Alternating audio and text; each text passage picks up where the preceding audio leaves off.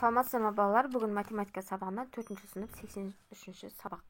Сабақтың тақырыбы түсімділік. Бірінші, сабантой мерекесі қашан өткізілетінін анықта. Түсімді өлшеуге арналған шамалар бірлігін тап, теңсіздіктер құр. Өлшем бірліктерімен сіздерге көрсетілген қайсысы аз, қайсысы көп.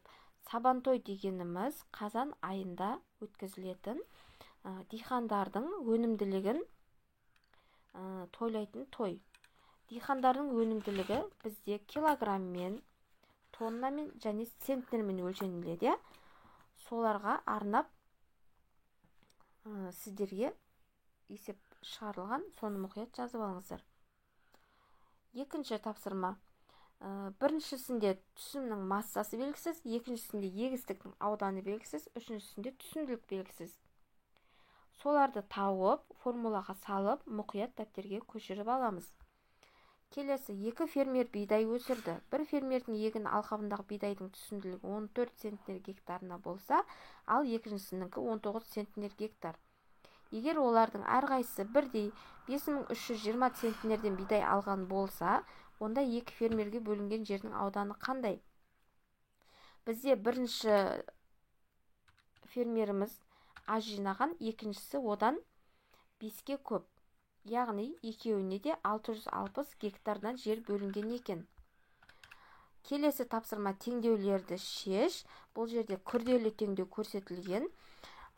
Теңдеуді мұқият көшіріп аламыз. Келесі тапсырма, екі саяжайдың иелері таңқурайдан бірдей түсім алды. Жиналған жалпы түсімнің массасы 480 000 грамм. Егер саяжай иелерінің бірі 700 түп, ал екіншісі 900 түп таңқурай отырғызған болса, онда таңқурайдың түсімділігі қандай? Таңқурайдың түсімділігі белгісіз болып тұр. Демек, бізде біріншісінде 30 түп таңқурай отырғызылған екен.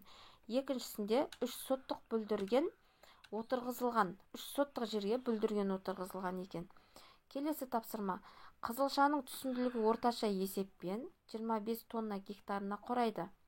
Егер жақсы күтім жасалса және суарылса, 50 тоннаға дейін алуға болады.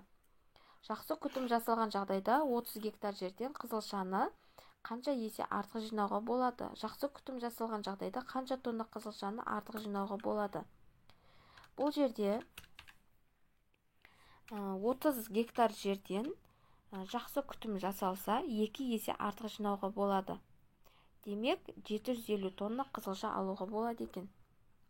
Келесі тапсырма, тиімді тәсілмен есепте. Бұл жерде өте оңай есеп көрсетілген. Азайту және көбейту, қосу, бөлу амалдарымен мұқият дәптерге жазып аламыз.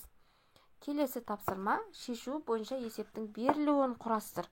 Бізге шешуі белгілі, біз мына берілгенін жазып көшіріп аламыз. Келесі тапсырма, диаграмманы оқы. Әрбір жемістің массасын анықта. Диаграмма бойынша есеп құрастыр. Алманың мөлшері бұл жерде 500 килограммға тең. Алма қызылмен белгіленген. Шабдалы сарымен, алмұрт жасылмен, қара өрік күлгін түспен берілген.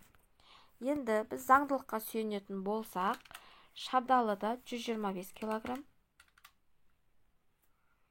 125 килограмм, алмұрт 250 килограмм, қара өрік 125 килограммға тең екен. Келесі тапсырма, диқан тары суғару үшін арыққа 6 көмекшісін ертіп келеді. Ол арықты бойлай қадамда өлшеп шықты. Бірінші көмекшіге 7-ден 1 бөлігін қадамда өлшеп берді. Екіншіге қалған жердің 6-дан 1 бөлігі тиді. Үшіншіге олардан қалған жердің 5-тен 1, ал төртіншіге қалғанның 4-тен 1 берілді. Бесіншіге қалған жердің 3-тен 1-ін өлшеді, ал алтыншыға 5-ден қалғанның 2-ден 1-ін өлшеп берді. Ең ақырында өзіне 3 қадам жер қалды. Арықтың ұзындығы қанша қадам болған? Диқан жерді көмекшілеріне қалай бөліп берді? Және әрқайсысына қанша метрден тиді? Ал өзіне ше? 1 қадам жер 1 метр. Бізде арықтың ұзындығы 21 метрге тең және әр диқанға 3 метрден бөліп береді. Келесі, түсім мол болған жылы фермер 18 центнер гектарына, ал түсім аз болған жылы тек 18 центнер гектарына бидай жинады. Егер бидайға 300 гектар жер бөлінген болса, ол осы жылдардың әрқайсысында бидайдың қанша түсім алған? Түсім мол болған жылы 5400 центнерден алған, ал түсім аз болған жылы 2400 центнерден алған екен. Бүгінгі сабақ балалар осымен аяқталды. Каналға тіркеліп, қоңыраушаны басып қойыңыздар. Сау болыңыздар.